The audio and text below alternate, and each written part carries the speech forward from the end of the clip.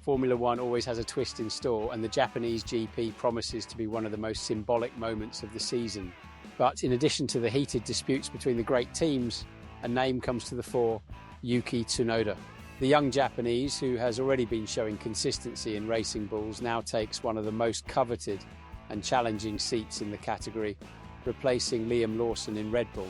The news caught many by surprise, but Tsunoda himself admits that he did not even expect this opportunity. Directly from the Honda facility in Aoyama, the now Red Bull driver shared his first impressions of the car and the challenges it will face. Between the natural nervousness and excitement, Tsunoda was surprisingly calm. Honestly, I didn't expect to be racing for Red Bull in the Japan GP, he admitted.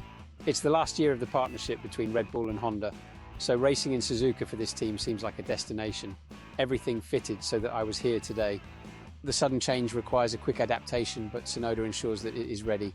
The first big question was whether the RB21 would require a higher learning curve, but the Japanese made sure to dispel doubts.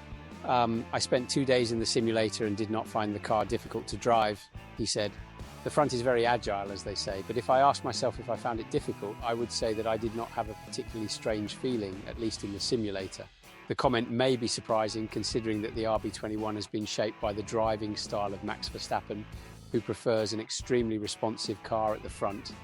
On the challenge of facing a new setup, Tsunoda made it clear that he doesn't just want to copy the preferences of the three-time world champion. Of course, the way I want to set up the car will probably be different from Max's. I want to develop my own setup, have a good understanding, and gradually increase the pace from the first free practice, he explained. This approach indicates that the Japanese understands that adapting to the car will be a continuous process and not something that will be solved in a single training session. The fact that the premiere is in Suzuka adds an emotional weight to the moment, but Tsunoda doesn't let the pressure get to him. When I got the call, I thought it would be interesting. More than anything, I'm excited about the challenge ahead.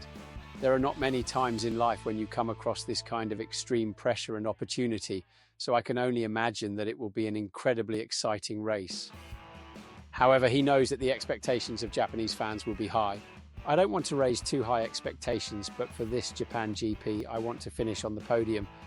I know it will not be easy. My priority is to understand the car and its behavior in relation to VCARB. If I manage to enjoy driving it naturally by familiarizing myself with it on TL1, then the results will come. And if it takes me to the podium, it will be amazing. Now, the big question is, will Tsunoda be able to overcome the stigma of the second Red Bull race and become a key part of the team? Your debut in Japan may be a game changer for your career. And do you think Yuki has what it takes to shine at Red Bull? Leave your opinion in the comments, and of course don't forget to subscribe to the channel for more news and reviews about Formula One.